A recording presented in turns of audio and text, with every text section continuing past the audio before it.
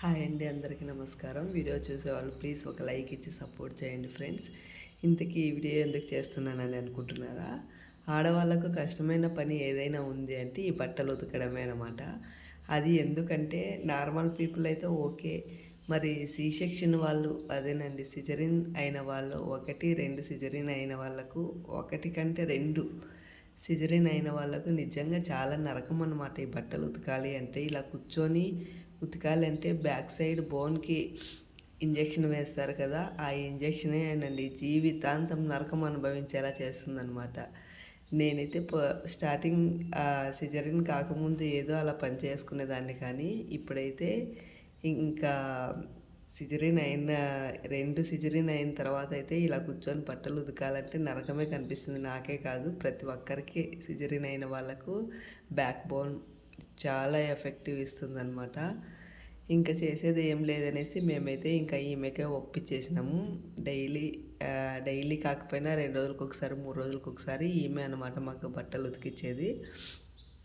బట్టలు ఉతికిచ్చి ఐరన్ ఈమె చేస్తుంది, ఇంకొక ఆమె ఇద్దరు చేస్తారనమాట ఐరన్. ఇంకా మన పని మనం చేసుకున్నామంటే అస్సలు కాదనమాట. ఈ బట్టలు ఉతకడంలో కాంప్రమైజ్ అయ్యేకే కాదనమాట. ఏదో అలా ఒక 10 నిమిషాలు 15 నిమిషాలు కూర్చొని ఉతకచ్చు, కానీ గంటల కొద్దీ కూర్చొని ఉతికినామనుకోండి ఇంకా నరకం, అంతకంటే నరకం ఇంకొకటి ఉండదన్నమాట. వీడియో చూసేవాళ్ళు ఒక లైక్ ఇచ్చి, మీకు కూడా సిజరిన్ అయిన వాళ్ళు మీ ఒపీనియన్ని తప్పకుండా కామెంట్ చేయండి. ఎంత నరకం అంటే అంత నరకం ఉంటుంది. నేను చాలామందితో కనుక్కున్నాను, మన ఫ్రెండ్స్తో కానీ రిలేషన్స్తో కానీ. వాళ్ళు చెప్పేది ఒకటే, నడుము నొప్పి బ్యాక్ పెయిన్, నడుము నొప్పి బ్యాక్ పెయిన్. ఆ బ్యాక్ పెయిన్ ఎలా ఉంటుంది అంటే డైలీ మేకులతో కొట్టినట్టు అనిపిస్తూ ఉంటుంది. పైన కింద వదిలేస్తే బ్యాక్ బోన్కి మధ్యలో ఇంజెక్షన్ వేస్తారు కదా, అక్కడ మేక్ తీసుకొని సుత్తితో కొట్టినట్టే అనిపిస్తుంది. బతుకున్న యేసు ప్రభువుకి ఎలా మేకులతో కొడతారో మనకి కూడా అలా బతుకున్న వాళ్ళకి ఆ ఇంజెక్షన్ ద్వారా మేకులతో కొట్టినట్టే అనిపిస్తుంది.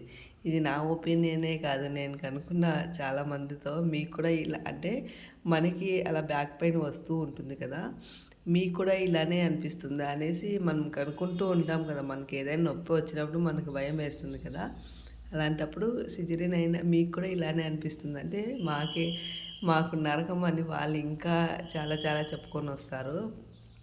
ఇలా ఒక తల్లి బిడ్డకు ఇవ్వాలి అంటే తప్పకుండా ఇలాంటి నొప్పులన్నీ భరించాలి. నార్మల్ వాళ్ళకైతే అస్సలు ఉండదు. వాళ్ళకైతే ఆ కొద్దిసేపు ఉండొచ్చు బిడ్డ బయట వచ్చే వరకు, కానీ ఈ సిజరిన్ వాళ్ళకు జీవితాంతం చచ్చే వరకు ఈ బ్యాక్ పెయిన్ అనేది పోదన్నమాట. ఏం చేసినా కూడా పోదు. దాంతోపాటు స్టమక్ కూడా వచ్చేస్తుందన్నమాట సిజరిన్ వాళ్ళకు. ఎందుకంటే ఆ టైంలో మనకి పొట్టకు ఏమీ కట్టుకోవడం ఉండదు కదా, లూజ్గా అలాగే వదిలేస్తాం కదా. దాంతోపాటు పొట్ట వచ్చేస్తుంది, బాడీను వస్తుంది, బ్యాక్ పెయిన్ వస్తుంది. ఇన్ని సమస్యలు ఉంటాయన్నమాట సి సెక్షన్ వాళ్ళకు. ఇంకా ఈ బట్టలు ఉతకడంలో అందుకే మేమైతే ఈమెకి ఒప్పించేసినాము. ఇంకా వీళ్ళు రెగ్యులర్గా మాకు పనికి వస్తూ ఉంటారు. ఇంకా ఈమెయితే ఈ పెద్దమ్మ బియ్యం కానీ రాగులు కానీ ఏమైనా ఇలాంటి పనులు కంటిన్యూగా మాకు ఈ పెద్దమ్మే చేయించేది. ఇవి కూడా కూర్చోవాలంటే అసలు అవ్వదు, మనకు రాని పనులు అవి. ఇంతకుముందు మా అత్తమ్మ చేసుకునేది, ఇంకా మా అత్తమ్మ కూడా చేయలేదన్నమాట ఈ మధ్య. ఇన్ని సమస్యలు ఉంటాయి. ఇదైతే సరదాగా తీసినాను. గౌతమ్ అక్కడ స్నానం చేస్తుంటే అక్కడికి వాడు దాక్కుంటున్నాడమ్మ, తీయద్దు అనేసి, నువ్వేం కనిపించలేరా అంటున్నాను. ఇంకా బియ్యం జరుగుతుంది ఇక్కడ.